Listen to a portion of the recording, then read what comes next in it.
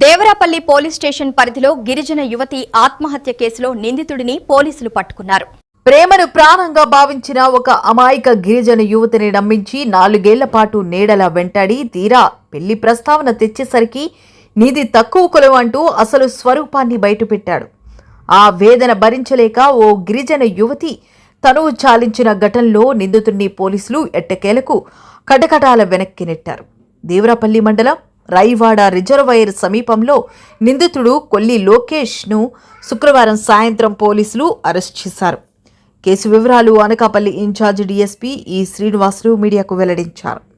పోలీసుల కథనం ప్రకారం అల్లూరి సీతారామరాజు జిల్లా అనంతగిరి మండలం కొరపర్తి గ్రామానికి చెందిన దూసరి లక్ష్మి అనే యువతి ల్యాబ్ అసిస్టెంట్గా పనిచేసేది. దేవరాపల్లికి చెందిన ట్రాక్టర్ డ్రైవర్ కొల్లి లోకేష్ 4 ఏళ్లుగా ఆమెను ప్రేమిస్తున్నానంటూ వెంటపడ్డాడు.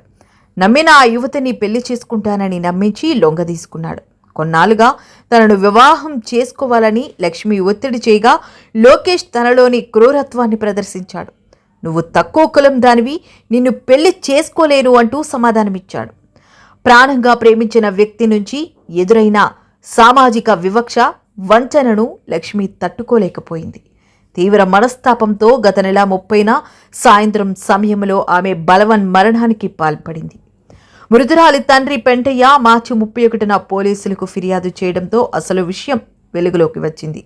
కేసు నమోదు చేసినప్పటి నుంచి పరారీలో ఉన్న లోకేష్ కోసం పోలీసులు జల్లెడపట్టారు. డీఎస్పీ శ్రీనివాసుల పర్యవేక్షణలో ప్రత్యేక బృందాలు గాలింపు చేపట్టగా శుక్రవారం సాయంత్రం 4 గంటల సమయంలో రైవాడ రిజర్వాయర్ సమీపంలో నిందితుడు పోలీసులకు చిక్కాడు.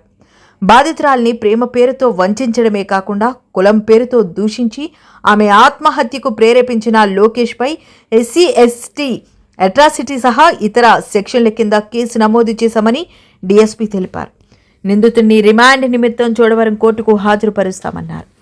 ఈ విలేకరుల సమావేశంలో Kotapadu CI K Krishna, Devarapalli SI వి సత్యనారాయణ తదితరులు పాల్గొన్నారు.